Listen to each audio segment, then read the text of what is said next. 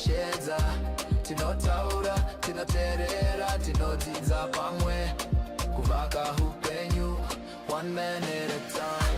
Darere machinda, this is the call. Varume vachisimuka, vachidzidza kusimudzana, chokwadi rudo neuchenjeri zvabatanidzwa, a platform yemoyo nemusororo.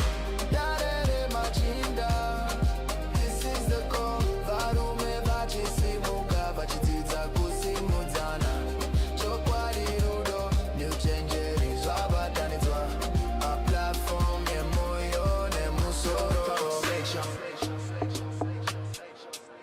Taura husacha, join the conversation. This is Darere Machinda. Toda kutenda varume kuti tasangana nhasi madzimai asipo, so that tinomboona kuti izvo nhamo yedu madzimai here kana kuti nhamo yedu yakawanda kudarika madzimai. Saka zuva rana baba nhasi, let's relax and forget our problems. Timboona kuti vana baba tinobuda nei. Ishu yatoda kudiscussa panguva inoi kana kuti yandoda kuti taure nemi panguva inoi ndeyekuti tiwirirane kuti when is talking out weakness and when is it a sign of strength. Munhu anofanirwa kutaura pese pese here kana kuti pane nguva yaanofanirwa kunyarara? Paanofanirwa kunyarara ndepapi? Paanofanirwa kutakura ndepapi? When is it showing weakness pakunyarara? Ko pari kutaura strength panyaya yekutaura ndepapi? Varume toda kubvumirana kuti mukatarisa munyika yese pasi rese tenderere, kana pane munhu akanyanyisa kunyarara kudarika vanhu vese murume. Kuti ari kufungei hapana ari kuziva, kuti ari kuda kuitei hapana ari kuziva. And by the end of the day, at times zvinhu zvinoenda out when someone is silent. Asi vari kutaura ona on behalf, vamwe vacho vari kuzotaurisa. Totadza kuziva kuti limit inoiswa papi pakati pekutaura nepanofanirwa kunyarara. Panofanirwa kuti izvo madhamu vakataura iwo nyarare nepanofanirwa kutaura. Panofanirwa kutaurwa nevana nepanofanirwa kutaurwa nemunhu wemurume. Ndo patinoda kuti tinzwisise kuti zvakamira sei. Ndokupa incidents 1. Indowanzoverenga bhaibheri kune vanoriverengawo. Kuna umwe murume ari mubhaibheri anonzi Jacob, aive nemwana wake ainzi Dhaina. Dhaina akavhizita, aenda kupati, ndomba arepwa. Arepwa aenda kupati because Jacob akanga ari a foreigner in this land. Ndokumba adecide to keep quiet, mwana wake arepwa. Adecide to keep quiet, mwana wake arepwa. Zvikanzi izvo vana vake pavakazouya vakati izvo, baba zvinhu zvamaita hazvisiri izvo. Hamaigona kunyarara when mwana wedu arepwa nekuti atreatwa as a prostitute. And they fought back. They did what Jacob could not do. Why? Because they realized that Jacob akanga aisa weakness pakunyarara. Ndo first port of call yemurume watinotaura nezvake anonzi Jacob, who decided to keep quiet when he was supposed to talk, and children spoke on his behalf, and they made the situation worse. Ndo mubvunzo wekutanga wandinawo panapa wekuti izvo, nhai varume, ndoda kumbokubvunzai, tisu varidzi vevana, hakuna umwe munhu muridzi wevana. Mukaona panotaurwa nyangwe nyaya dzemadrugs, men are quiet. Pakanzi izvo basa riri kupera, men are quiet. Pakanzi kuchikoro hakuna chiri kubuda, men are quiet. The question is, have we adopted nyaya yaJacob to keep quiet when he is supposed to talk and talk when it's no longer necessary? Ende mukatarisa ndo zvakaitika in this situation yekuti izvo mwana apedza kurepwa, baba varipo varizii. Mwana apera nemadrugs, baba varipo varizii. Hakuna kana murume ari kumbobvunza kuti ari kuuya nani, ari kubva nepapi, toita sei. Ende vana munhu wese akanyarara. And you know what? We will remain quiet until we have lost everything, because we are waiting for our children to speak when we are supposed to be speaking. Handisi kutaura politics panapa, ndiri kutaura nyaya dzeupenyu. These children belong to us. Havasi vana veumwe munhu, ndevedu. But ndichibvunza tese tigere panapa, asiri kuona the elephant in the room ndiani? Tese tongopedzisira tomwa madringi, togocha nyama, totaura nyaya, totaura zvisina chekuita nesu, zvine chekuita nesu when it has been left begging.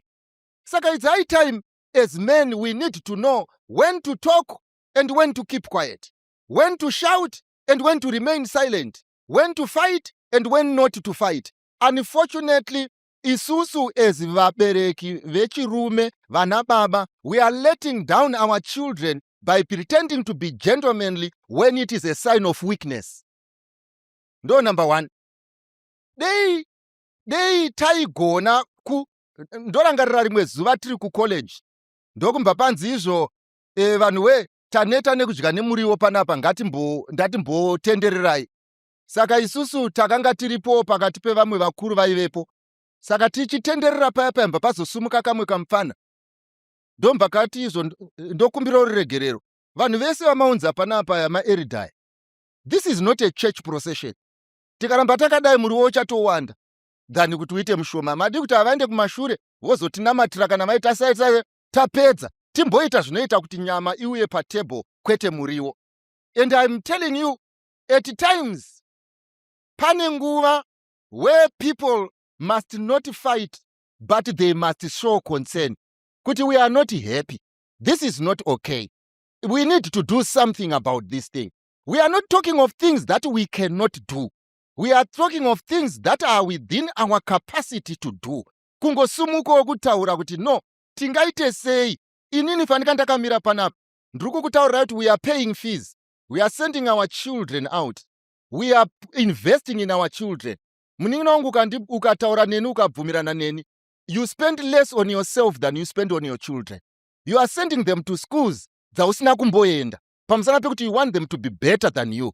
You are giving them food yausina kumbodya because you want them to be better than you. Then there comes a man and asine interest mumwana wangu. Ongouya nemadrugs ake opa mwana wangu wandakainvesta so much.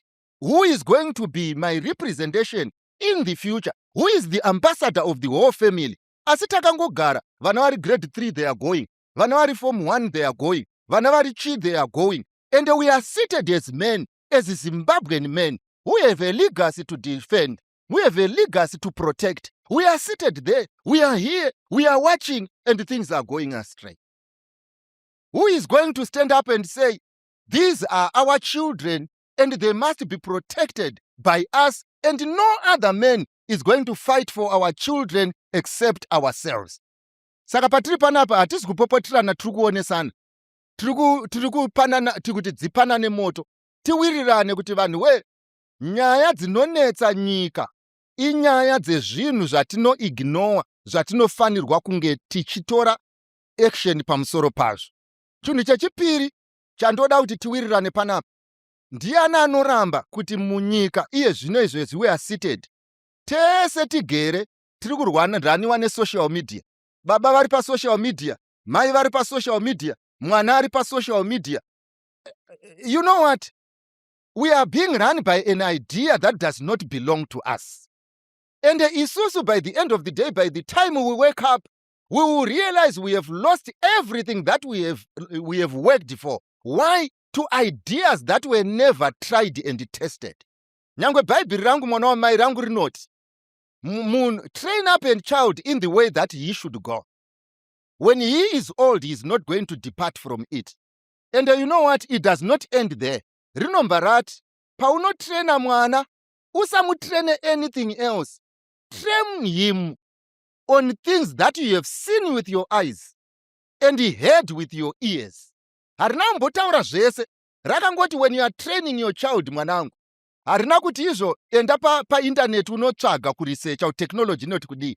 Rakangoti mwana wako akauya akati baba ndafunga kusvuta. Haikona kuzvinetsa nekuti vanhu vari kusvuta here kana kuti havasi kusvuta. Unodzokera back to your past. Vaiveko here vaisvuta? Ehe. Vari kupi? Ndinokuziva. Otendewo kodzoka kune mwana wako otaura kuti kusvuta hakusvutwe. Because history yandinayo inondiratidza kuti vakaita izvi vakafanirwa nerufu. Saka iwewe mwana wangu, you are not going to do that. You don't need to be a psychologist to deal with your child. You don't need to be trained to deal with your child. You only need to watch the space and know what to do. Zvakangofanana nemwana panapa akauya akati baba ndafunga kuita musikana. Iwe unozviziva kuti wakaita musikana une 16 years and what happened to you. Haundifanirwi kukwenya musoro, unofanirwa kungoziva kuti here is a true example of what happens when you decide to do school. And saka you just look back and say, I am a living example of what is happening. But look at what is happening. Our children vari kufamba. Varume nditaura nechokwadi. Munoziva kana takagara nevana vedu panapa, even on issues of sex. Hakuna murume anogona kugara nemwana wake achidiscussa sex. Pamusana pekuti you want to pretend you don't know you wakazadza imba. Unomuka kuti imba iri kuzadza by osmosis. Handiti kuzara kwemba kuri kutoburitsa pachena kuti izvo uri baba hako, but pane zvauri kuita zviri kuita kuti vana vabude panopamba. But when it comes now to discussing these issues, tinoita unge zvinonzi we are foreigners in areas where we are supposed to be comfortable. And look at it now, vana vedu they are experiment ne-sex, vamwe vari kuexperimenta ne-pornography. And we are seated here as though we are holy next to God. We don't even know what a kiss is. But who does not know what a kiss is? We know. And you need to be telling your son kuti izvo uri kundiona ndiri pano, munangagwa ndakadzidza naye, chiri kuita ndirambe ndichigara kumbare ikisi. Yes, ndakakisa nguva isiriyo, ndikakiswa nguva isiriyo. And what you are seeing now is a product of many kisses. Saka kana uchida kufanana neni mwanangu, ita zvandakaita. You will be like me from A to Z. And you know what? The truth is not an embarrassment, because we cannot lose our children over things that we know. Hapana asingazive panapa kuti the greatest enemy yemunhu wemurume kudyiwa. Asi look at what we are doing to our children. Tiri kuvadzidziswa kudyiwa vasati vatomboone zvinhu, kuzoti aane zvinhu. Vari kuudzwa kunzi uve murume, rukisa munhu asina chekuita newe. Kuti uve murume, enda nemunhu kupitsa asina chekuita newe. Vana vedu vari kudyiwa from morning to day to evening. Asi iwe uri kuziva kuti wakadyiwa wakatadza kutenga imba. Nemba ikatotengeswa wapedza kudyiwa. Uri kudyisa umwe sezvinonzi waona kudyiwa. Hapana munyowani pachinhu ichi. There. Asi nhema here varume, ndo chokwadi chiripo. 90% yedu tese tigere pano takambodyiwa. Vamwe tiri kufamba ne-Nissan, ndaifanirwa kunge ndiri muToyota, but inyaya yongoti hafu yakadyiwa, hafu yakasara. Now ndoguruma mwana ari kutera mumashure mangu kuti afanane neni. We don't want children who think from the west downwards. We want children vane pfungwa dzinopanana moto. And the only way to correct this thing, inyaya yekuti tese takagara, ngatiburitsirane pachena chinonzi chokwadi, torarama muchokwadi, toburitsirana chokwadi, and our children will be wiser than us. And inini nyangwe ndakagara, indiripo ndakagara, I expect my children to fly higher than me.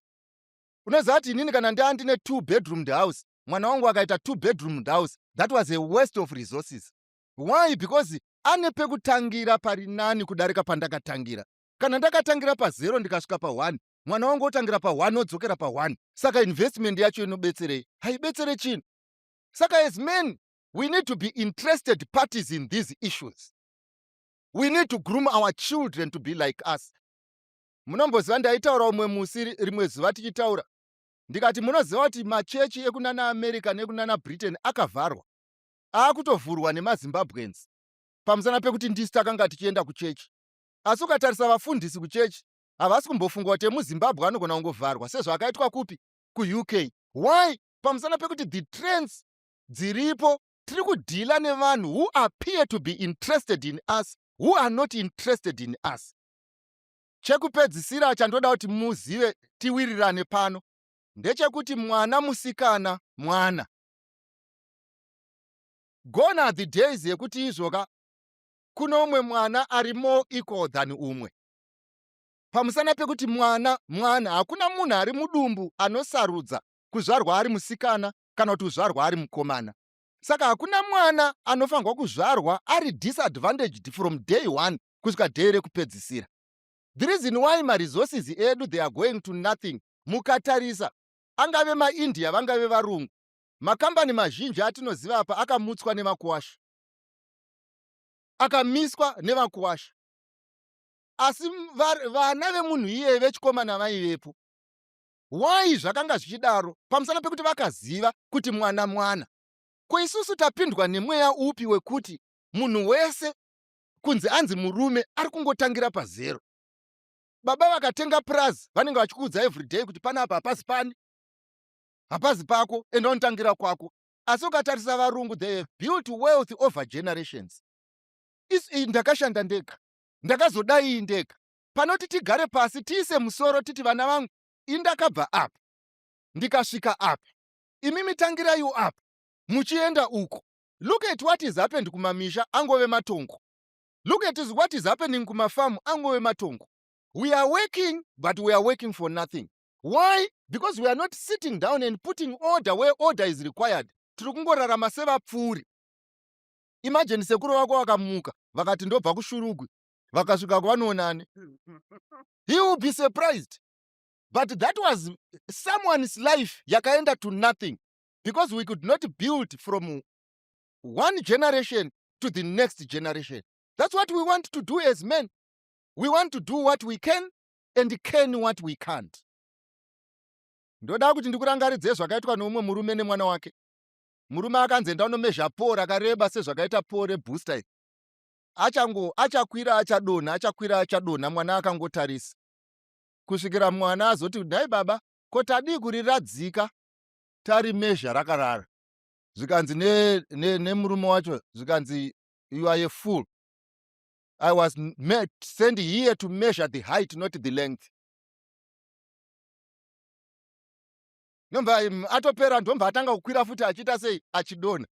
Varume ndoda kukuudzai kukura nekuchenjera zvinhu tu zvakasiyana.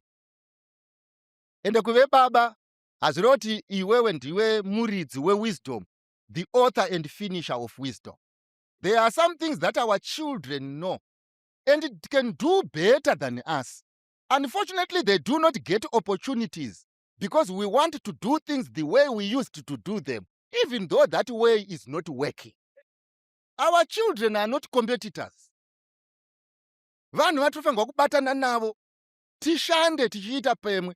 But unorangarira, the last time wakataura nemwana wako angokudza kuti usateerere vakadzi, vakadzi havasi right, uchireva mukadzi wako. Haiziriyo discussion yatinofanirwa kuramba tichingoperpetuata. The discussion that we need to perpetuate with our children is how can we move from here to the next level. Muri kuona nyange varume vamwe vari kuSouth Africa varida kudzingwa uku nevamwe vavoko. Munoziva kuti maZimbabwe muchatonzwa kuti hanzi vamwe vakata kudamburwa musoro. Asi vakagara vatoziva kuti musi wa30 uri kuuya, kana kumboungana kuti vawirirane kuti izvo vakauya tinoita sei. Vangorizivi. Muvaudze, muvafonerevo variko. Munhu vanogona vakawanda kudarika vanhu vada kuvarova. Ndochokwadi ukaenda muJoburg ukadaidzira unoona maZulu mashoma kudhani mandevele nemakaranga. Asi mandevele nemakaranga ari kurohwa nevanhu vashoma. Pamusana pekuti haagoni kugara handa kuti varove vanhu. Rungotaura kuti muvaudze kuti garaiwo pasi mubvunze kuti kana vazouya musi wa30 tinoita sei. But here we are, Zimbabwean men. Varume, handati wirirane chokwadi. Mukatarisa nyange mukabva nhasi panapa mukafamba, mukanopinda munana electro cells. That business does not belong to one man. Vanhu vakaisa musoro pamwe chete. Asi ukatarisa eZimbabwean, umwe neumwe ane chitakshop chake chedhora. Ukaenda kuChina nhasi, huku zhinji dzatinodya kunoko hadzichengetwe nemamultinationals. Dzinochengetwa nevanhu vari mumaraini. Rori yofamba makuseni ichiunganidza dzoexportwa dzouya kuno kuZimbabwe. Asi muZimbabwean ukachiti ngatiise musoro pamwe chete, anoda kuita ega and fail on his own. The resources are all over, but we as men hatigoni. Nhasi tiri padare revarumeka. Hatimbodi kuramba tichingoita matara asina zvaanoburitsa. Toda kuita matare ekuti kana tabva toti gore rakapera takanga tiri apa, tikafamba kubva apa tikaenda apa. Harizi dare rekutamba rekudhiskasa vakadzi nekuti tichapedzera tafanana navo. Idare rekuti titaure isu kuti vakadzi vazive kuti tivarume, kwete nekuti tinovarova. Asi pamusana pekuti izvo they cannot do without us. That's what we want. Takagara tiri tese takadai so. We want, unoziva kuti chi, no matter how my wife wishes to be a man, she will never be one. Because I am that by design. Ende kuitwa mukuru handina kuitwa nemukadzi, ndakaitwa naMwari. Saka inini sezvandakaitwa naMwari ndikapiwa capacity iyoyo, ndinofanirwa kuratidza kuti Mwari, iwe unowirirana neni herewo kuti izvo we were created in the image of God. Yes. Therefore image yaMwari haiswere ichinetsana nembwanana dzese dziri kuhukura. Inoziva kuti bulldog harinetswe nepapi. But unfortunately we have become puppies because the world wants puppies. Why? Because vakadzi, as we are speaking right now, the reason why kwane ma-sex tools, the reason why kwane same-sex marriage, usafunga kuti irespect, handisi kutaura zvakaipa. Ndiri kungotaura kuti vada kusenda one message yekuti we can do without men. Because we are only thinking of sex. We are only thinking of pornography. We are only thinking of making babies. No, men were not designed to make babies only. We make babies after we have become men. So, ndo dare rino iri ratiri kuintroduce panapa, ratiri kutaura nezvaro, ratauya naro panapa kuti varume brain dzese dzisingashande dzisiri progressive toda kudzisiya padho pakanzi Rainbow Towers paya paya.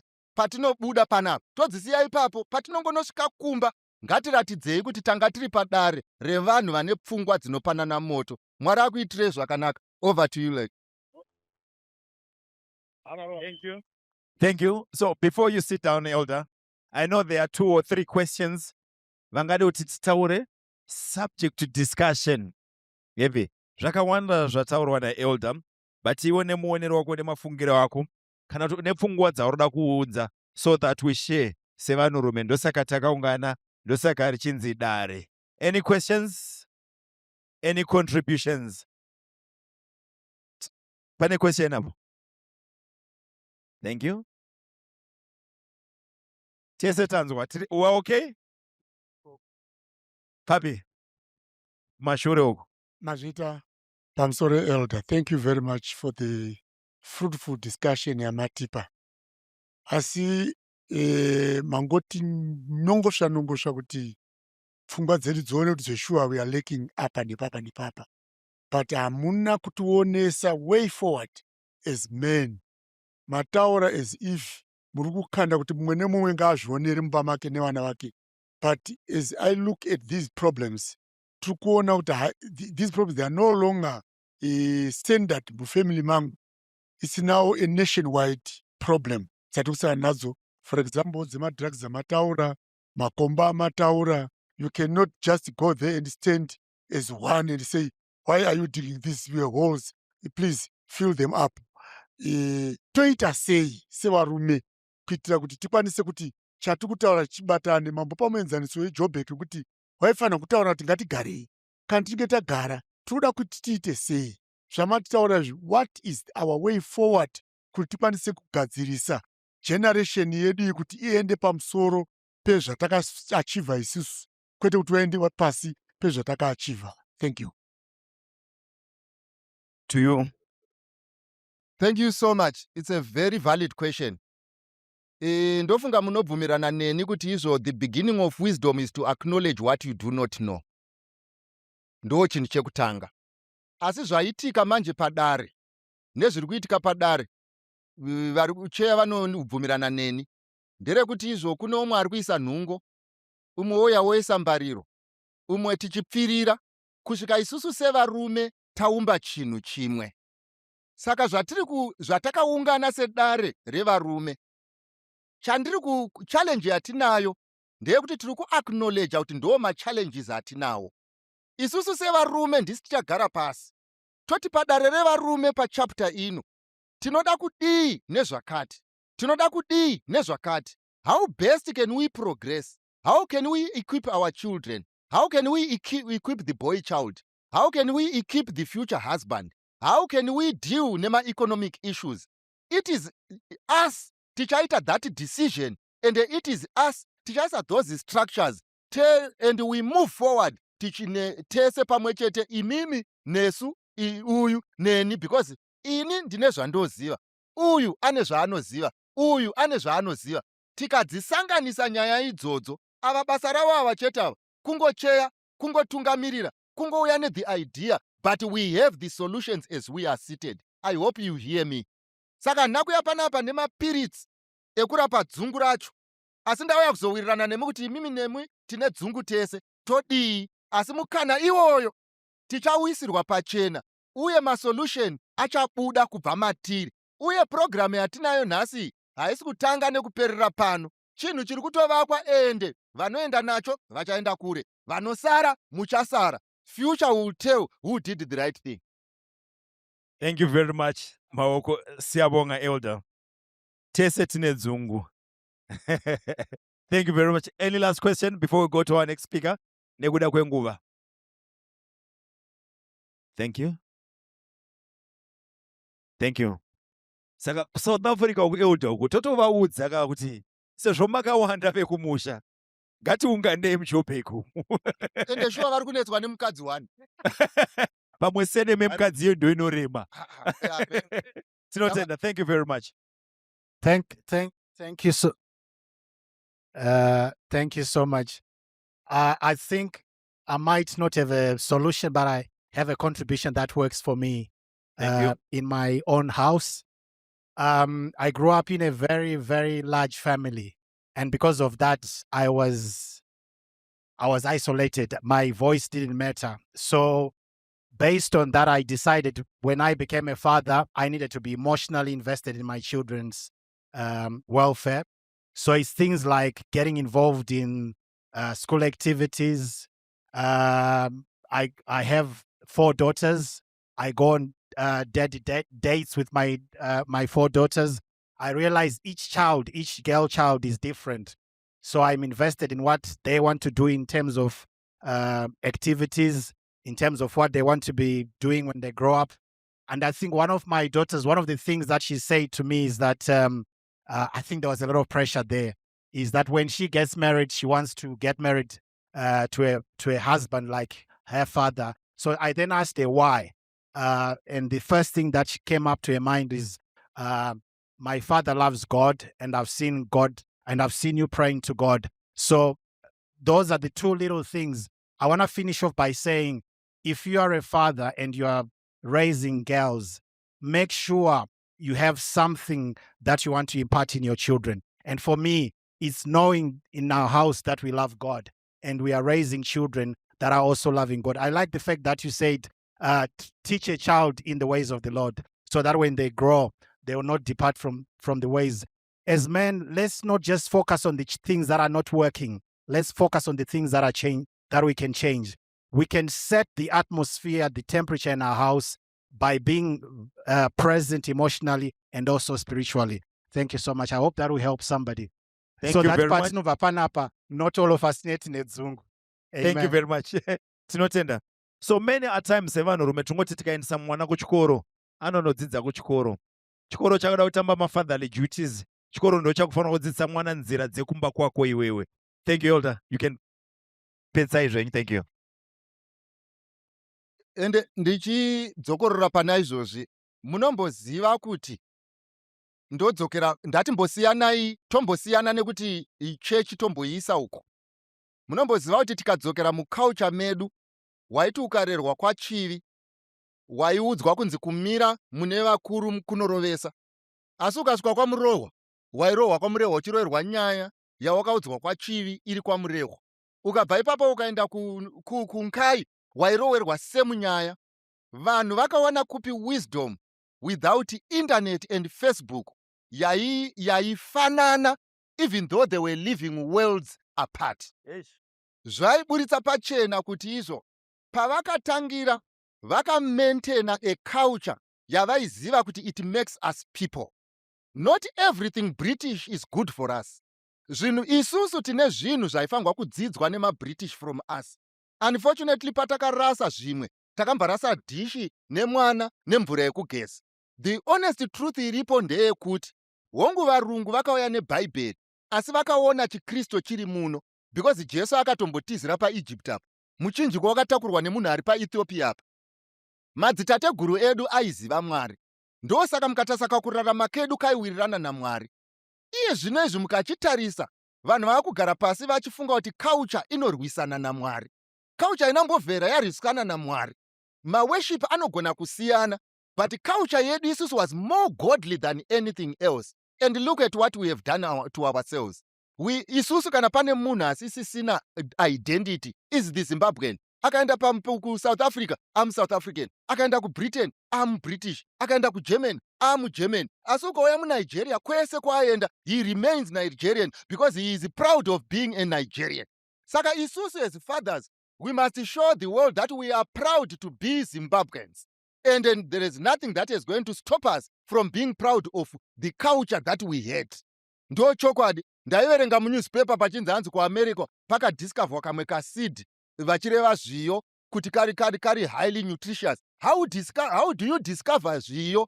Inini zviyo zvirizvo zvairimwa kwachivi, imimi chibage chisati chauya kuno, takatanga kudya zviyo isu tisina kudya sadza rechikafu chemombe ichi. But look at what we are doing to ourselves. Look at what we are doing to imi. Ndekupi kwamakamboona kuri kutengeswa mafruits edu anomera musango, havana matamba, havana tsanzu, havana nhunduru. Asi isusu tinazvo, but tiri kupedza kutema tichitenga zvakabva nevamwe. But Mwari waiziva kuti mafruits aya, they are good for us and they are good for the world. But look at what we are doing to ourselves. Kusvikira pazouya munhu achazotiudza to wake up. We have enough resources dzekuti tiite zvinoshura, but look at who we are.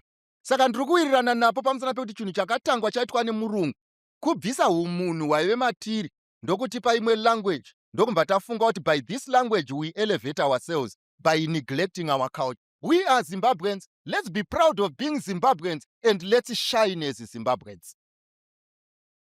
Maswera sei elder Machando. That's good. Maswera sei. Totenda Mwari vati sanganisa varume vese. Tine vana vedu vakomana nevasikana. They are indulged into drugs zviri so excessive. Ndachida kuti ipapa patimboedza kubatsirana, because you find the root cause iri kuitwa kuti madrugs apinde muno munyika ari kukonzerwa nesu varume nanamai, ndo vari kusmagla vachiunza madrugs aya kuuraya utano hwevana vedu vakomana nevasikana. But pane pamwe pacho isusu tinge tichikurirwa nemadzimai, because madzimai ndo anenge ane willpower yemari. Isusu tinge takutongotedzerawo kuti ndimai vaunza madrugs, because iwo anenge ane excessive yemari. Saka ipapa patinokwanisa kubatsirana sei kuti tikontrole vana vedu kuti vasapinde mumadrugs. Because nyaya iyi kana takaitarisa tiri pano varume vese, it is so excessive yekuti madrugs ari kupinda munyika, kunyanya mbanje, broncolin netwamunoti mutoriro netumbwa. Tiri kuunzwa nemadzimai anenge ane willpower yemari. Isusu varume tinge chingonzi iwe hauna chauinacho. Saka ipapapa sevarume idanho ripi ratingatore tiprotect identity yedu isusu kuti tisauraye vana, because isusu ndisu dzinde. You find kuti dzinde ramambo rinobva kwatiri kaisu ndisu dzinde. Kuti mwana avepo panenge pane murume nemukadzi, asi the willpower inobva kumurume. Saka isu kana takukurirwa manje nevakadzi, I understand tikaenda kunana Highfield, kunana Gazaland kuyaka unonzwa kuzi pane tone mota inonzi Yamada vanotengesa mutoriro. Ende mimi varume vacho ndimukutokurudzira kuva protector. Yes. Yeah. Point taken. Thank you. Nyaya ingave sensitive zvayo, but sana baba. Thank you. Tinotenda mkumongo. So Okay. elder ndikuona kuti Your take, Elder, on this story. Inini chandingangotaura panyaya yemadrugs zvinhu zvitatu. Chekutanga, varume zvaita zvakanaka tiri pano. Tisu tinogona kupa simba mapurisa kuti vakwanisewo kuita basa ravo. Ndo chekutanga, because isusu kuita mapurisa chaiwo togona kuzonetsana nemapurisa. Saka ndo chinhu chekutanga chekuti ndati mapurisa ngaaite basa ravo. Isusu osana baba ngativasapotei panoitwa basa ravo. Where we are supposed to speak out, let's speak out. Ndo chinhu chekutanga. Chechipiri kune vakagara pano ndechekuti izvo, do unto others what you would want others to do unto you. Mwana wangu mwana, mwana wako mwana. It's not fair kuti mwana wangu ndiye waunoda kuuraya so that wako ararama. Hazvina kunaka kuti udiridzire rugare rwako nenhamo yeumwe. Saka you cannot create a rombe kumba kwangu kuti iwewe uve nembiri yekuve nemari nevana vako at my expense. Chekupedzisira chatinoda kutaura ndechekuti vanhu vanofanirwa kutya Mwari. Whether uri muKristu kana kuti hausi muKristu, ngatityei Mwari. Pamusana pekuti munhu anotya Mwari, you wouldn't want to see the other person suffer. And chokwadi mukada kutarisa what we are doing to our children because we want money, panoita problem. Saka ndati sapotei mapurisa aite basa ravo. Kwamadha angu handikuzivi, chandongoziva ndechekuti Kembi ikadhila nenyaya idzi sure, if we destroy the source, zvinoita zvakanaka. Vanhu ngatisakanganwe takagara, nesuwo takamboita musikanzwa. Asi musikanzwa wedu yakudhara kwaingokura mumuti nekudonha, nekuiswa plasta nekuenderera mberi. Misikanzwa yamazuva ano inomba yauraya mwana nekusingaperi. Saka therefore zvakanaka, let's close the gate before the wild animal gets in, so that we protect our children until they are mature. Thank you very much. Tinotenda. Ndinofunga tapindurwa baba. Thank you very much. Siyabonga. Tinotenda. So mukutaura kwatange tichita, tange tichitiri vanhu vakasiyana, tinobva kwakasiyana, tine zvatinobhilivha zvakasiyana. Vamwe vanobhilivha chiremba wechirungu, vamwe vanobhilivha chiremba wechivanhu. Tinazvo zvese kudare remachinda, ndosaka richinzi dare remachinda. Kudare remachinda zvoti tinobvumirana zvese zvatinoona. Tinoona zvakasiyana asi tinobatsirana kuti tiumbe chatinobuda nacho. Tinotenda. Iko zvino chashedza chiremba chatindo. Chiremba chatindo is a herbalist. Vano specialize on herbs from the University of Zimbabwe. Vakazvidzidzira ikoko. A round of applause for chiremba chatindo. Tinotenda. Tinotenda chatindo. Pamusoro varume. Tinokutambira itasangana pano nhasi pa Daddy's Day kana dare remachinda. Kana kuti dare remachinda ratisanganiswa nhasi paHICC. Ini ndinonzi Brian Chatindo. Ndiri herbalist pachirungu, amwe vakadati godobori, asi ndiri chiremba anorapa nezvinomera muvhu. Kangoti musoro wegora handiko, asi zvinomera muvhu tsombori, amene pana chirudziziya. Alright. Saka nyaya ndoda kuti ndibate panapa sezvataurwa naElder, handiti kuti umwe neumwe ane paanobata. Motikari ina electrician, auto electrician, ina mekaniki, ina chadila nesuspension, chadila nemaupholstery, but zvose kuti motikari ifambe iri one. Wepressure chayakaza pressure zvakakwana, motikari ifambe zvakanaka. Tikaenda kumba kuna plumber, kuna electrician, kuna carpenter and so forth. Inini pandira kupinda ndepe hutano hwababa mumba. Ingati mumba tunyanyorera pabonda apo. Pano watu vazhinji tineti asike. Pozo kumisa pakanzi pane ka Viagra munhu ikoko aiwa isiriyo solution. Andika ende kana yo motikari taura haifambi nepetrol chete. Oiri, mvura, nemweya muviri. Saka pane zvinoda kudiwa, pana kuti ngoti amishonga ndikawana Viagra, ndikawana pirizi rakati, ndikawana kamukekuspraya apa zvatoita. No. Right. Saka ndiri ipapo chekutanga fange tiri mudzimba, handiti bosi pane pekubuda futi kunze. Tiri mumba mukadzi ndewako. Zviro kwazvo chaizvo pakanzi mukadzi uyu ndiwamutsvaga, ichoice yako. Handiti 10,000 yako chi? Ndiwabvisa irora. Funge tikatarisa chaiva varume takukupa imesi diki diki dzekuti muone zvakamira sei. Pa 10,000 handiti tomboti isusu mazuva 3,650. Ukadivida 10,000 na 3,650 days, ndofunga $3 pazuva.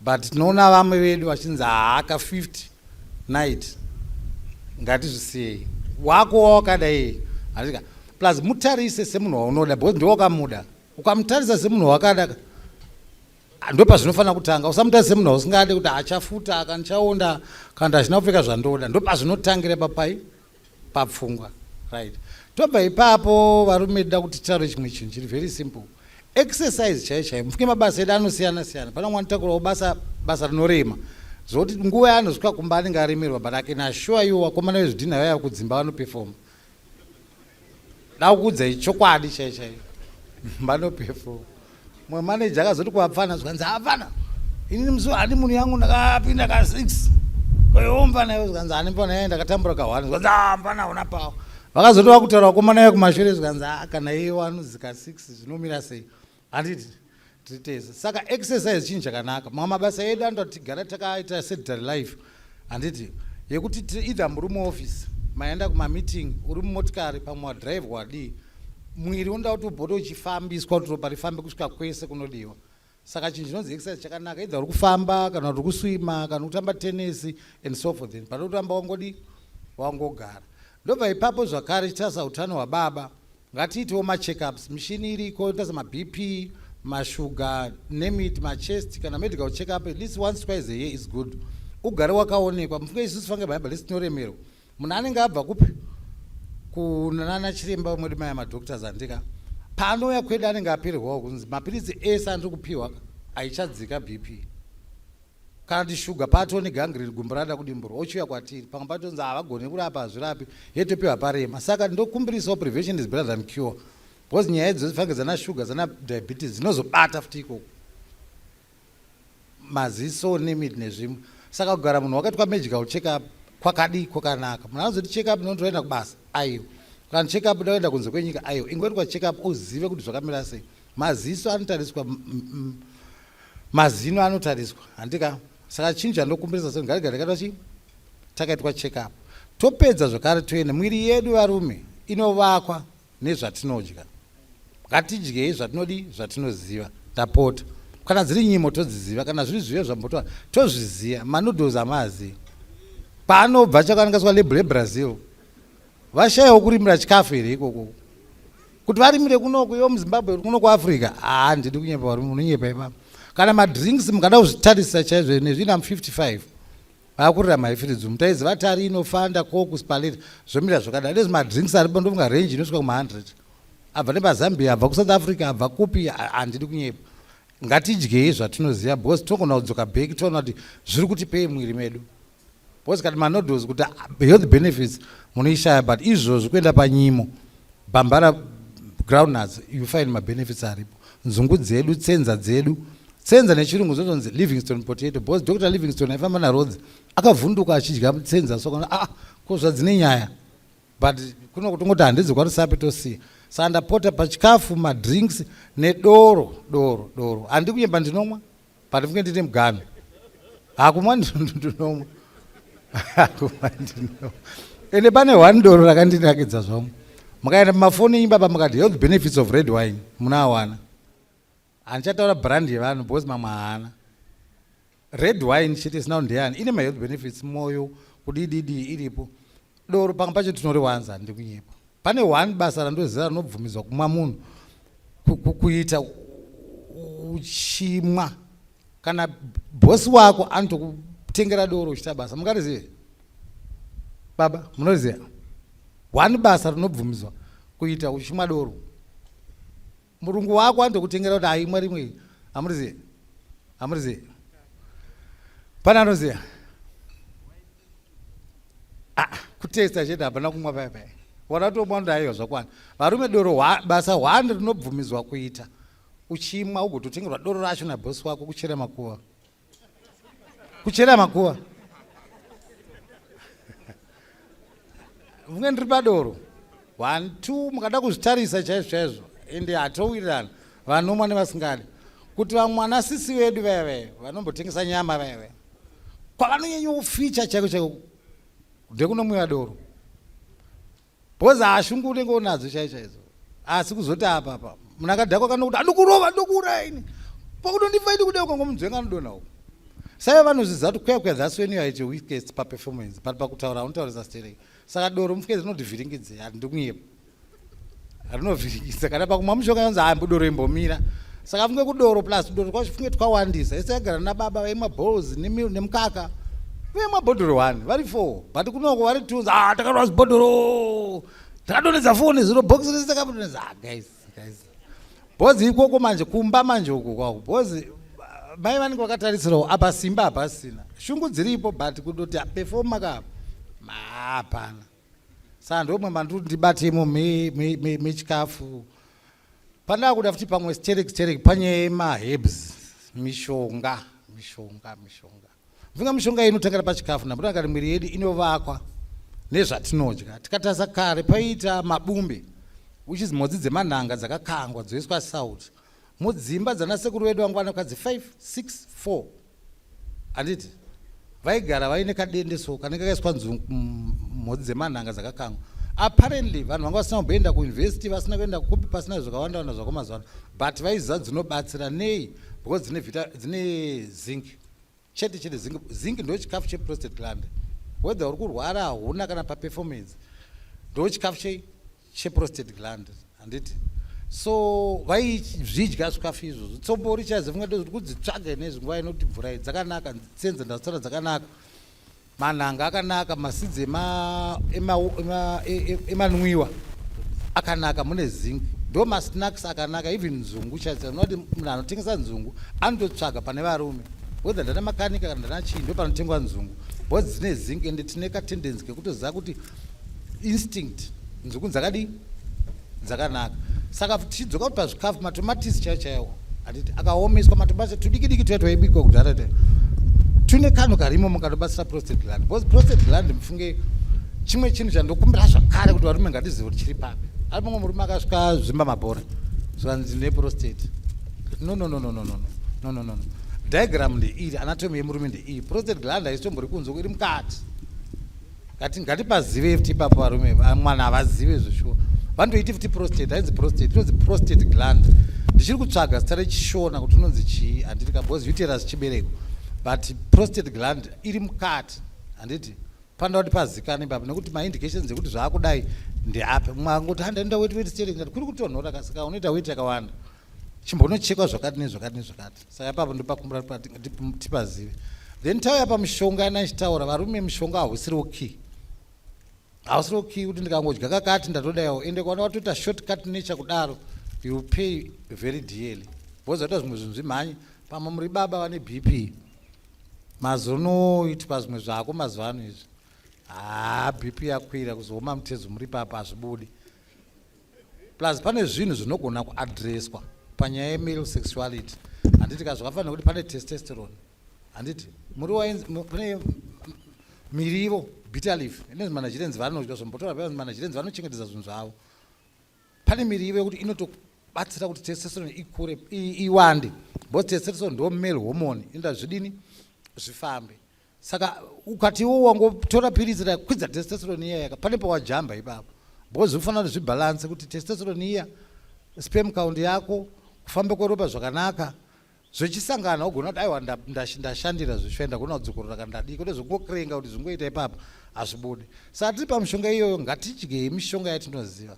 Gentlemen ndokuudzai mugondorosi tinoutengesa as far as Russia, Ukraine. Why? Because ivo vakachicherechedza kuti zvinhu zvavanazvo zvakanaka. Isusu topiwa zvinhu zvakadhakwa manje. Handimboda kunyepa zvive nemazita because vanotadza vaona painternet vaona kuti aiwa ndochiri kunzi chakati chakapengerani. Because kune zvinhu zvekuno uko, kune zvinhu zveikoko, kudesert kune zvinhu zveikoko. Ngaticherechedzei zvinhu zvedu isusu munomu kuti how potent are they, and funge they are so potent zvekuti tagumisati takuexport. Handiti saka ngatidyei zvinhu zvatoziva, uye chinhu chikanzi chingori murodhi apa, chingori chakati arova pamudhara, handidi kunyepa varume. Pane mushonga wekuti ndewe baba vakuru vane 60, 70 years. Pane mushonga wavakomana vadiki wataona 25 years, 30, 20. And pane we40, pane we30, maage anosiyana, ende mademands ebhodhi anosiyana. Saka ukangonzi mushonga chete ndovarume, no, nzwisisa kuti mushonga chii, une nhoroondo ende uri kuita sei panyaya yekuti ndiwe murume. Handiti usangonzi wow ndomuda natsindi wakati unoita sei, action yawo ndei. unzwisise chinhu chauri kudi chauri kutora. Even mapirizi eBP zviziva kuti ari kutina ropa here, ari kuti tibudise mvura yakawanda here, ari kuita sei. Nzwisisai izvi pamishonga yese yamunopiwa kubva pamishonga yechirume nekuti even maside effects. Because zvimwe zvinhu zvinenge zvoti maside effects, saka cherechedzai kuti chinhu chakaita sei. Because ngangonzi kambucha chii. Indakazvitsvaga kutaura chikwadi varume varozoti aiwa mani chainzi kambucha katiri vadiki kuma70s. Anamai vedu pane yaingonzi fangaso yoiswa muchipoto, mozoiswa tea neshuga, chotokura chikura, ende kana vanhu vachakurisa vanongodimbura votopa mumwe vachipa mumwe. Izvozvi I will tell you kambucha inotengeswa mashops. Sorry kana ndokubata mabusiness vanhu but ndatora zita. Iri kutengeswa mashops, varungu vari muno vanongopanana so. It's a health drink yoti ukangosvika unongopiwa.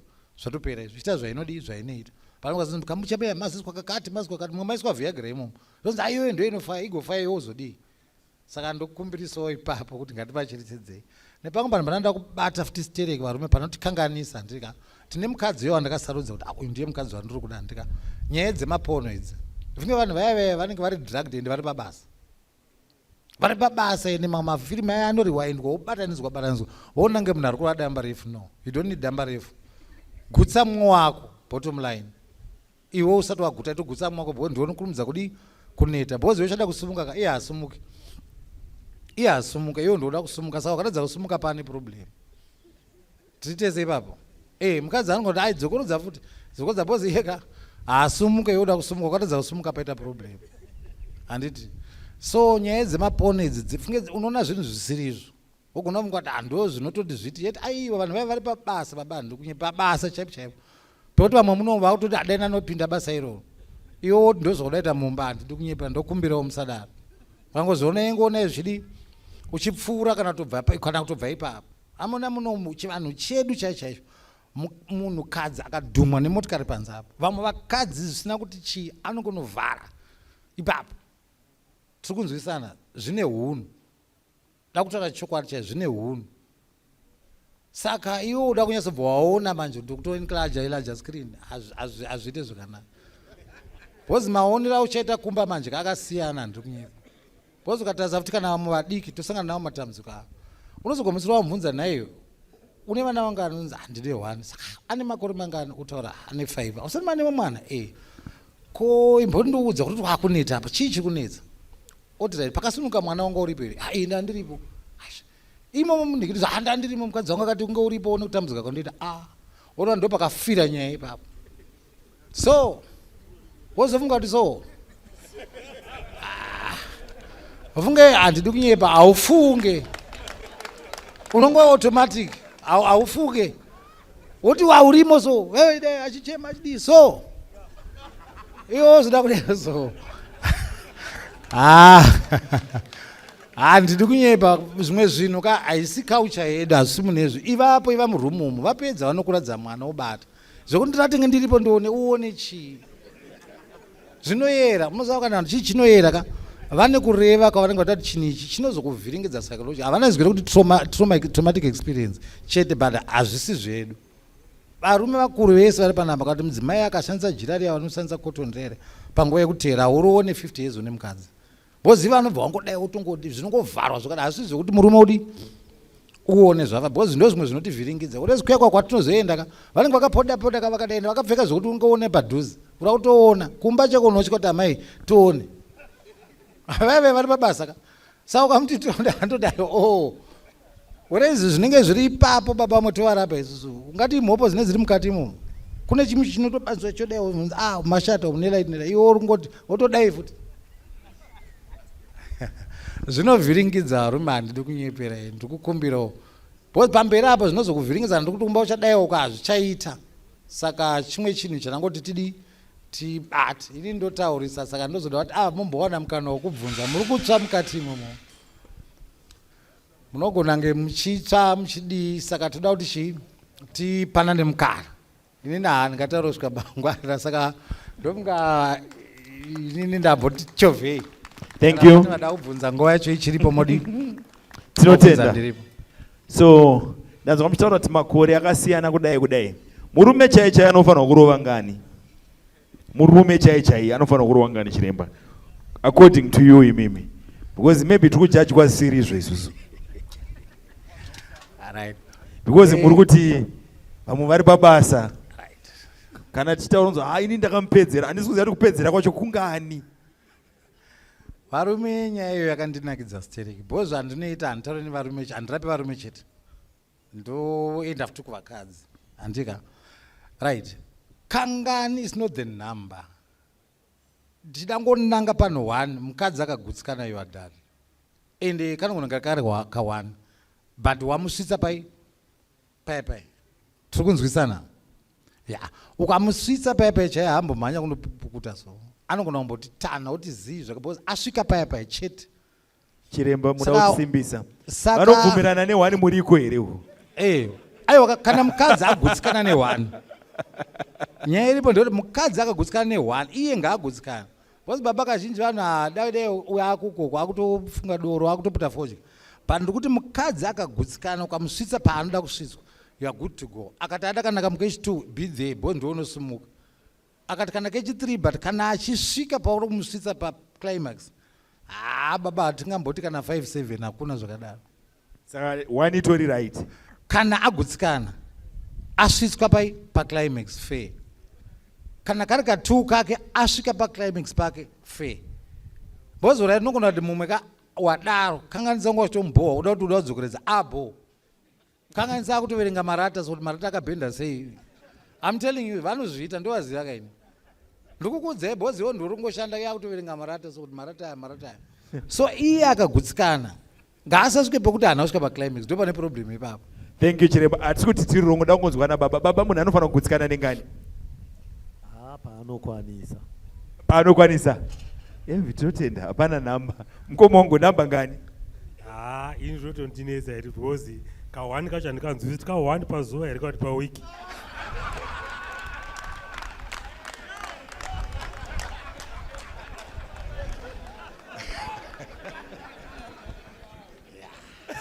tinotenda. Thank you very much baba. Wapepe unoreva wisdom ndepuchena gutsikana nengani sekuona kwenyu baba wangu sekutaura kuri kuita Chiremba kuti anogutsikana mudzimai saka tiri kusenzera vakadzi rino zvazvikureva ka isusu hapana chedu pachinichi. Tinotenda Chiremba. Your final imparting words.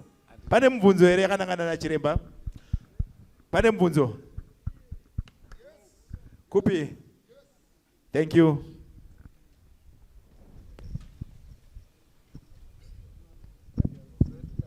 Zvinofadza izvi.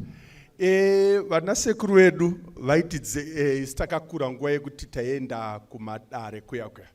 Saka anasekuru vaiti zvinoita mukadzi kazhinji unofana kukavira nyimo kuya.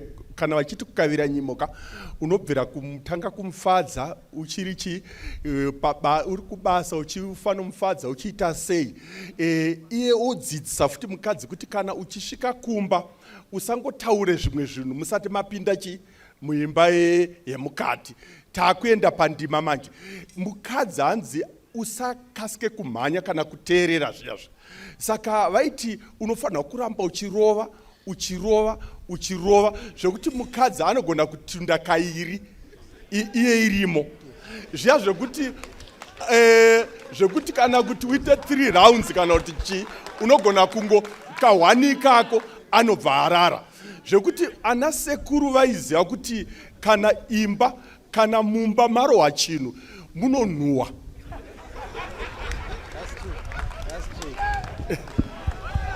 That's true. Yeah.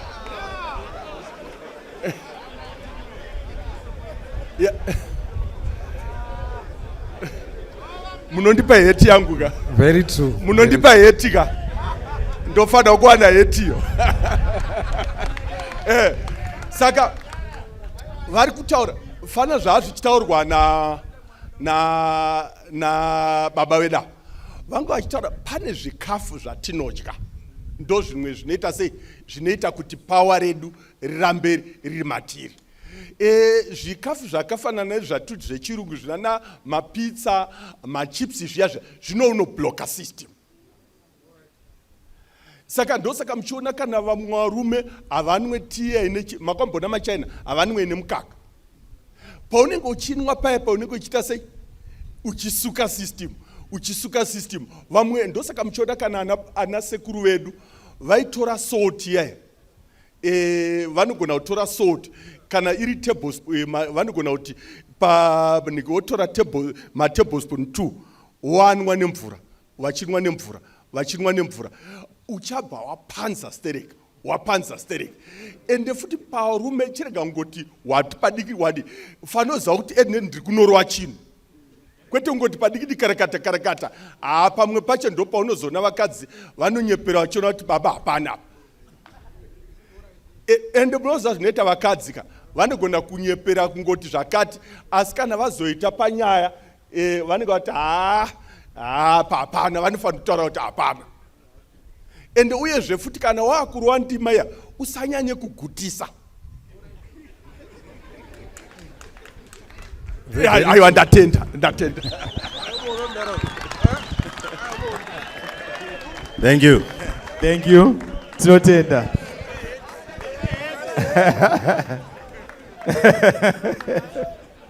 Thank you very much. Tinotenda. Siyabonga. Musati mapedza chiremba.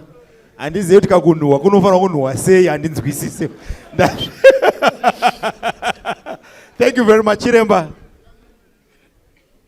Pamubvunzo wamabvunzo kana ndotaura zvino. Aiwa pedzai zvechiremba. Moza nyaya yataurwa naElder Vasumuka ava ndoda kuitaura zvakare futi mufunge kapane chinhu chasingacherechedze. Munhu wadya makuseni, wadya masikati, wadya manheru. Mwiri watora zvaunoda kuti utore. Handiti zvisiri kudiwa ngazvibode. Handiti a healthy digestive system ita kuti mudumbu mufambe every morning at least once a day. Funge ndinoshoka nemwe munhu unoenda kutoita zvakanaka here anoda yacheika kangani pasondo dzakanaka tu azvibude mufunge azvibude motikari chaiti katora jira takatora toisa exhaust tomusa tichingomutsa ichingotendera pasina minute kangatsa mavalve ngapave ne-free flow because sure chakuti 4 days asikunda kuti ndonzi mukadzi apa handidi kunyepera rume hapana panotovhiringidzika kutangira ipapo saka ndapota zvangu despite kuti uku even for your own health kana sekuru wabvunze sekuru muri kuenda kutoilet muri kudai here maflash kwere toni musaflash ndokuflashirai kana ndombovhara mvura yacho because funge dambudziko randoona danhu hatidini haticherechedze kuti zvinoitika saka kunze tsvina ngaibude kuti ati ime system idi ifambe zvakanaka. Nini hangu athingi ndapedza kana pane vanoda kuzonditsvagawo ndiri chiremba ndiri mumota fozomu kana mukazondora mukati umu ndokupai mabusiness cards mobatsirikana pachirume dzimba dzedu dzisimbe tisasvorwe. Tinotenda. Thank you. A round of applause for Dr. Chindito. Kuchine mbunzo here? One more. Wekupedzera. Thank you very much. Ikoko. Chiremba ndapanzwisisa pamataura. But inini mufield mangu nefield renyu pane one thing chiri kunetsa. Ameno kana vanhu vakambonzwa nezveCongo dust kana guchu quantity yakamira sei? Because munhu anonzi Congo dust iwo unotora pinch hanzi unongodai woita zvaunoita andi tozaona vanhu kuchipatara haichadzike mazvona. But zvigumwe zvedu panapa tikazvitarisa zvakasiyana pane ana size 11 ne4 chimbotudzai papa kuti Congo dust iri traditional here iri medical here yakabva kupi nezvimwe zvacho zvana guchu izvizvi because unongonzi imwa. Thank you. Ilita here. Good. Ndotenda zvikuru. Toda kutanga kubaka pa Congo dust apambonenzamo. Baba pa Congo dust ngati pachitedze Congo dust yakayanani. Chekutanga isi traditional. Iritonzi Congo inonzi Zimbabwean dust. Mukazoda kuziva Zimbabwean dust ka katoripo kamuka fruit so. Motikari izvo zvintonako. Ayoka. Fruit iroro ka. Varume. Ayo ndira kutora chokwadi. Ka fruit ka kungodaiwo chito. Oh sure chakacho. Chiremba. Chiremba. Ndozve muno muchaizvo. Thank you. Then uyo unonzi chi ene ndotokuudzai kuti apa mukatokaona not a problem. Right. Then nyaya yeguchu. Andika guchu nderedu isusu taitoti tichienda kumusha kune basa kana kuti kuri kurwa guva kana kuti kune however function iriko ana sekuru vaitogona kuzoti kune vazukuru vangu vaya vari kuuya 4 handika votogona kuvagadzira zvino vakomana vaya vaine age dzava handiti rega ndevagadzirire guchu icombination yemishonga handiti icombination yemishonga imoti kana kuklina tsvina yemudumbu nemiti vamwe vanenge varara zvisiri izvo nevanhu vasina kupedza nguva dzavo and so forth vananzoziva kuti ndiri kuitira ava ende vazukuru vangu vari vazukuru vavo hapana pavanombovapa overdose handika yekuti vazonzi overdose inotsisa munhu kupi kuchipatara but apparently zvaitika nezvoti nyaya yeguchi yacommercializwa kucommercializwa kwaiita ka munhu ada chinhu chake chiri strongest stereki but strongest stereki uya ndowanamba kuti tiri kudhila nani nemunhu ane 25 here ane 35 here 45 and so forth yangonzi aimwa rova hazvibude varume matauro anambita pai pekutanga but guchi chinhu chaipreperwa target vanhu chizikana futi kuti ndechekubata zvakati pane age group ishi kanganise pamaitonzi guchu imime vakomana kana kuti vane mazera aya ana baba venyu vane ravo ravaitopiwa behind the screen yekunazikana kuti uyu futi ndeumbonzi akaonekwa ane girlfriend kana naane whatever but vane vakuru vanoziva kuti ava vane ravo iri because nezvivini pamahebs chaicho pane mahebs ekuti aya no under 60 handiti kwete mamwowana mugondrosi nezvimwe zvotozi aizvo ndezvevakomanawo saka ndapota hangu guchu ngarinzikana kuti chii chiri imomo uye riri kuita sei because kangonzi guchu raturwa mvura yepakanzuru raturwa mvura usingazoti iri kubva kupika that becomes very toxic because hausi kuziva kuti mune preservative here yakaiswa mvura imomo ende nyangwe iri mvura yakachena mvura dzatinadzo panapa dzani iwe ungamwe tii yemarimwe zuro here I mean honestly tii yemarimwe zuro nyangwe isinaiswa mukaka handiti haungaimwe saka iri guchu hausi kumboziva guys pamwe pacho pane maguchu auti ngotange yakaoma wochinzisa teaspoon mumvura that makes sense wobva wamamvura iyo tinotenda thank you chandaona njoti varume vese mune problem makutobvunza kune motikari yavo thank you very much tinotenda varipo vachatindo vada kuvaona vanozoona tapedza thank you very much a round of applause for vachatindo tinotenda thank you very much nemagara enyafu being a man surpasses kuita ndebvu pachirebvu nekuva nejoystick that's being a male so nyika yakazara nemamale few men so all males other nechimwe chirungu chaanotaura pamusoro pemamales who grow old ndiri kuti kudi kuti usvike pa40 even uri kuzumba maramba pfungwe unosvika pa40 even uri kuamerica unosvika pa40 ndizvoka but for you to grow up hazvidi dei kuti ripere krismasi kangosvika moti happy new year watochembera kuchembera mutemo weupenyu kukura zvinotsvaka character hondo yatanayo manje tine vana baba vazhinji vari 60 years but kafungiro 16 year old chaitika chii makore ndo afamba pfungwa hadzina kufamba saka mukaona mundhara achidarana mukaona madhara ese anonzi mashuga dedai musanyanye kuvanetsa vaenda kueji yavo chaiyo chaiyo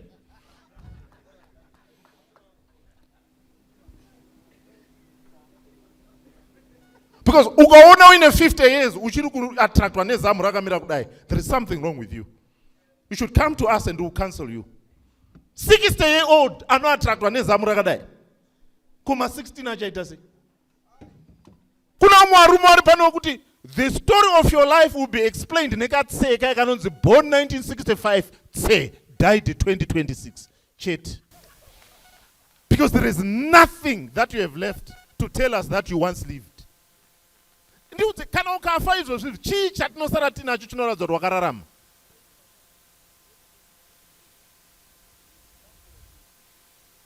chinhu chega chatinosara nacho ideath certificate ende vana pavanongokurawo nevazukuru no one needs your death certificate your death certificate is generation the next generation does not need it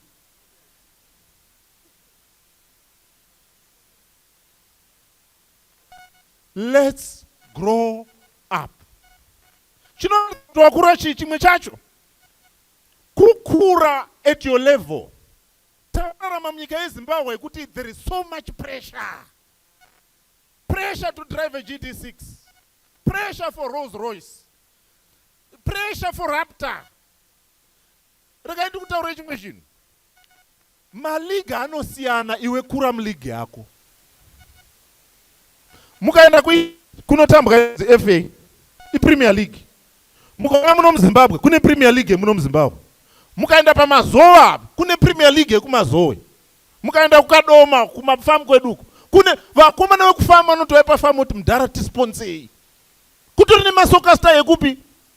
Chiri kutinetsa ndechekuti iwe uri wekukadoma asi unoda unotambira neArsenal. Unokuwara. Usabvuma kuiswa pai papressure yeArsenal. Iwe zoti rangu ini ndinotambira kupi? Kukadoma. Ende nditori soka star kukadoma.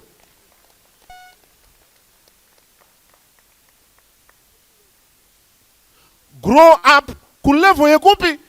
Zokuti mukasvika kukadoma zvikanzi mbinga dzaminadzo. Mukauya kukadoma kumaprazi kwedu. Nditori mbinga ka. Mukatoenda kuna vanhu vanotofunga nemari yakawanda kupfuura wiki neyo. Dzamdara nemari uyu. Zvemulevel yekukadoma aiwa tiri shashaka. Iwewe zvelevel yekumabvuku ivashasha. Kugrindale ivashasha. Mahanzi naArthur madheodheo anosiyana. Vamwe shasha dzekuborodheo iwe itawo shasha yekupi? Yekusunningdale. Madheodheo ane shasha dzakasiyana. KuEpworth ivashasha ikoko. Chii chiri kuitika? You are growing up as you are growing old. Harisi zano raMwari kuti usvike 65 uchiroja. Kuti sekuru wedu rapa kungoti zona ogara raindire kuseri. Ende chaita kuti usaite grow up ipapo nyaya kuti uri kutarisira kuti uchazonovaka kuGreendale. Apa iwe uri kuroja kuEpworth. Handorana medzi acho hadzisi kupindirana. Saka ronga kuti pandichanzi ndiri sekuru, vazukuru vanenge vachiuya kuzondonera kupi. Ende munoziva pati kutaura nyaya yasekuru vamwe vatogaya kuti hamene mamadhara. Iwewe in 20 years time unenge wasekuru. Ndoda kana uine mwana musikana manje. Kana mwana wenyu a15 kutaura kuti in 6 years time vanhu sekuru vari kuseri kuvari kuverenga Bhaibheri vachidziya mushana. Kana utori nemwana musikana shefa musikure nekuita sekuru. Ende hamusi kuda kuita sekuru pana vanopana paroda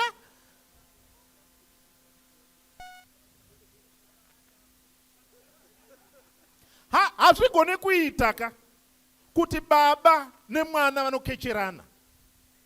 Zvoroti kuti pane mwe asina kukura. Ende asina kukura haasi mwana atokura stereki zvokuti atosvika palevel yababa wake, but baba ndo vadzika kulevel yemwana.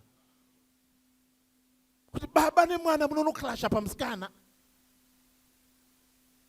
No, ndiri kungoti ukaona uchiri kukecha vana vanogona kukechwa nemwana wako hauna kukura. Pane zvisina kuitika zvakanaka. Something has happened. Boys grow old, men grow up. Chimwe chinoratidza kuti makura kuona pamunopinda. Because if your erection determines your direction, then you are a boy.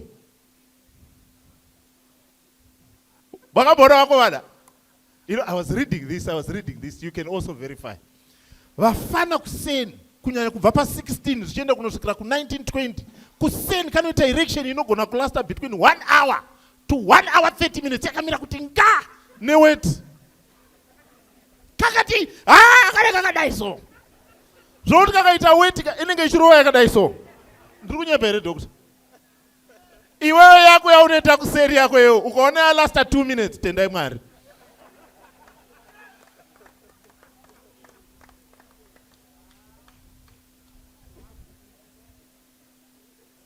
Chimwe chinototiratidza kuti wakura zvinhu 2. Does erection determine direction or does direction determine erection? When you're a man of direction, when you're a man, it's the direction that determines erection. Haingomire pese pese. Because yakadirectwa. But kana usati wakura manje, direction inotopinda papi panapa wala. Pese pane buri unoita sei? Unopinda.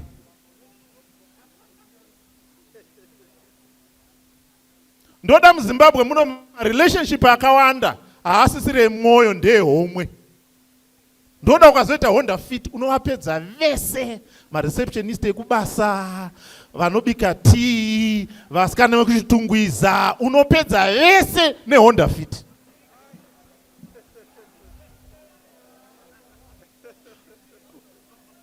Uko kwaita sei uko? Pana neHonda Fit era.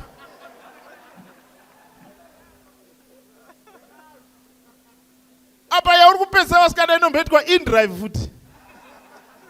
Yoitwa in bedroom futi.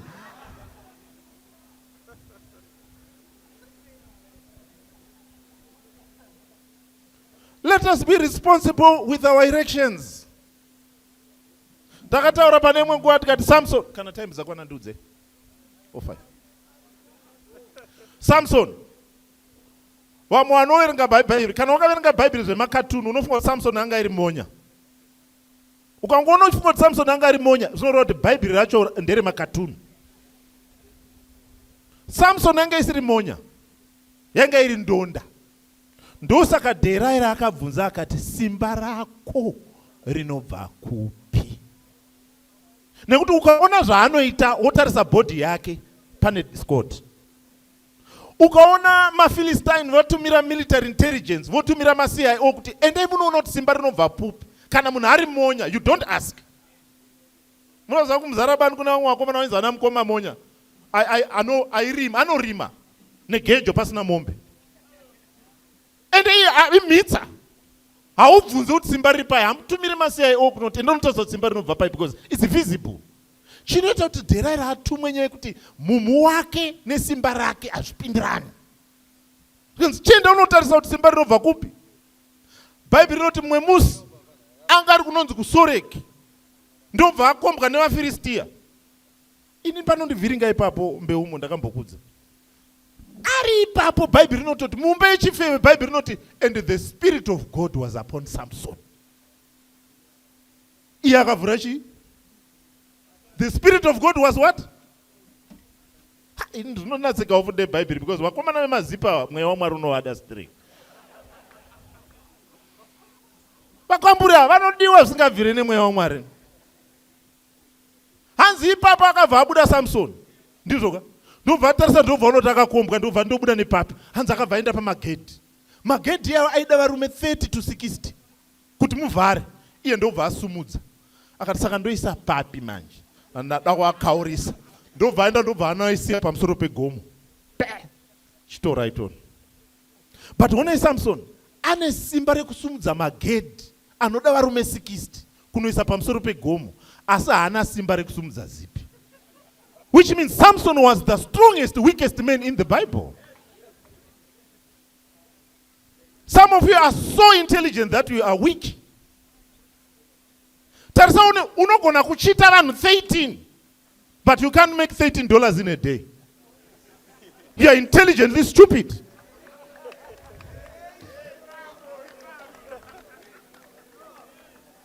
Do you know tikatarisa vasikana vari muinbox mako vanoti hi. If there were streams of income, we would have nothing on you. You'll be a multi-millionaire. Tikangotarisa vasikana body count yako izvozvo. Body count, tikatarisa body count yawakati 1 2, tikatarisa body count yako ne-investment yawakaita on time and money, you are a millionaire. You are just a stupid and a foolish and an ignorant and lunatic millionaire.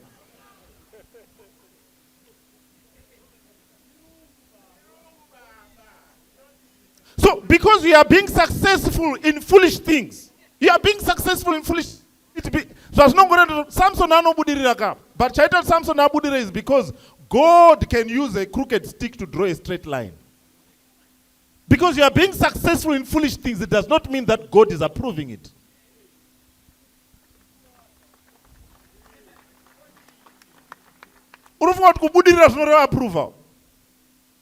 What does it profit for a man to gain the whole world and lose his own soul?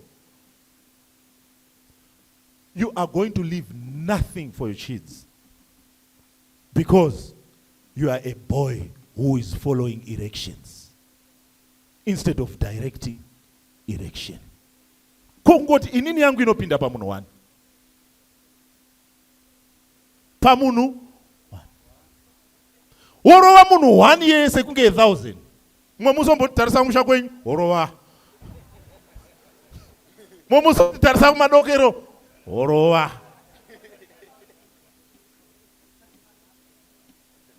Chimwe chauri kungotsvaka haasi vanhu vakasiyana, uri kungoda different venue. You often go to a different person. With the same person, this is a good venue. Same person. Mumusi mamboti ngatimboende kumusha, ndambona kuratidza pataita makandiwa, muri papa masvika pamakandiwa kuti Fongora.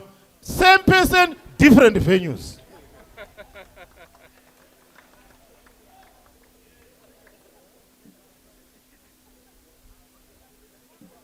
Because eroticism and sexuality does not strive on monotony. Saka you thought I need a different person. You did a different style. Iya yanambe umo ye missionary position ye haichashandi kwauri. Nekuti mai vakutoziva kuti marata mangani ne missionary position.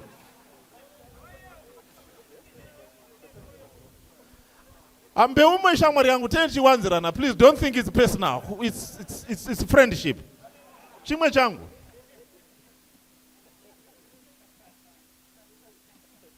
Ene mama position acho ngaendera nofuti nechi age.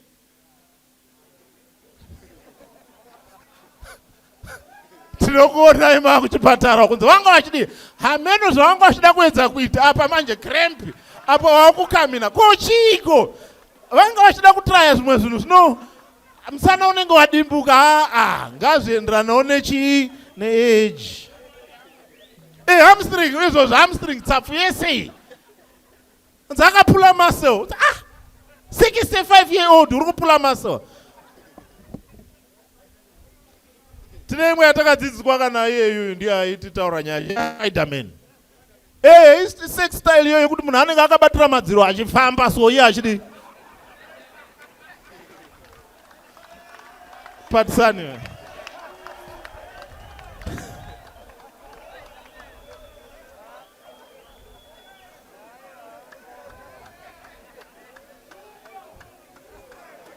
Ndishumba pa zvose.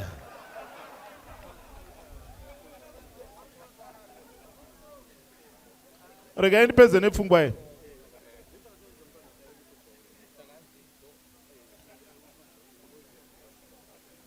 Boys are overcome by men have power over pussy. Boys are overcome by men overcome.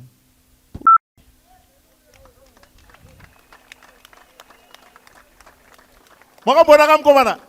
Orozawa kana uri mukomana kwangona chidya chiri chakatsuka ichi. Salute to the open. But kana wa murume manyota mwanangu amuna kugara zvakanaka vhara skate. Has power over. Not power off. Kuna mwana wari pano denga mpindi. Kwete kuti muri kuita upombwe. It's the power of your wife has led you to neglect your families. Not girlfriends, not small houses. You actually need to have power over your wife's pussy. Vamwe venyu hakuna kwaunoenda kana ukasungirwa. Murume mukuru anopfugama sokupfugama kuti mina ndikupinze musoro zvawo.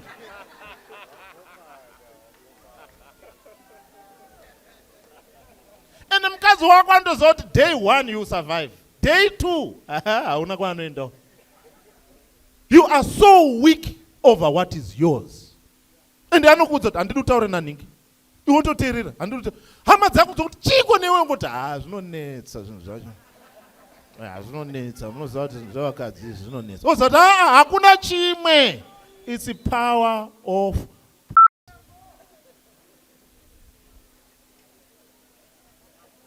izvo munin'ina wako chaiye haabvumirwa kubata hembe dzako. Mai vako vanotonzi kana vachida kuuya pamba pako ngavataure 2 weeks before. And iwe unenge uchibvuma wakagara mukono sonzi. Taurei kababa tatenda kuti zvavatotaurwa namai tatenda ndizvozvo. Hamungazvinzwisisi nekuti unoziva kuti mukati umu hauna power. Kana pane chinhu chatiri kuda kuma counseling room kwedu vakadzi vana vachicomplaina kuti ari kundinyima.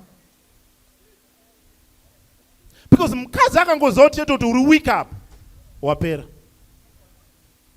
You are now worshipping the goddesses of pussy and tits.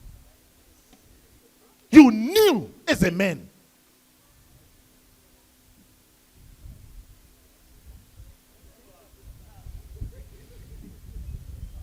Kana usati wamboti mwe musinasa handisikuda. Aumire patinonzi varume simukai. If in your life you have never said to a woman, today I don't want, panonzi varume sumukai, usasumuka. That's power. Iwe, wakamboite reka msikana kanoya kachida kushamisira, kuda kushamisira tota anasa ansutomboda. Oh Maria Chiyarukuda, I don't want. Because then she feels useless because it's only what is between her legs that she can offer and you are refusing what she can only offer. That's power. That is power. Because when you have power, it's power to have it when you want or not have it when you don't want. But because of our power, you only have it when she wants. So who has power? Ndini baba mai vanenge vakagara vachiti baba upi. Ndiwe musoro iye ndiye bareta.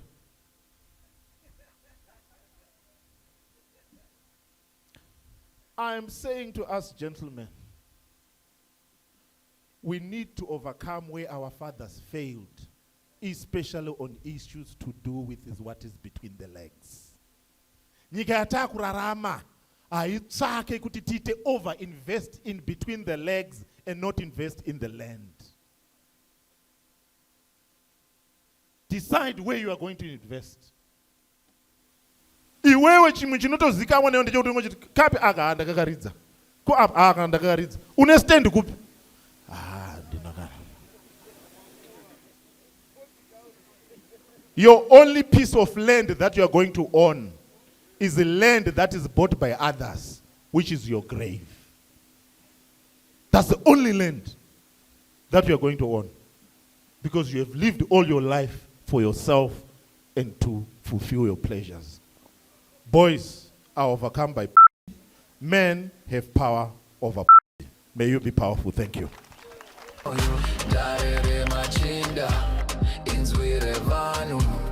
Real life issues hapana zvekufukidza pano totaura zvakaoma zvatinote kutaura kuti kuporeswa kutange kana chokwadi chabuda tarere machinda varura runyararo.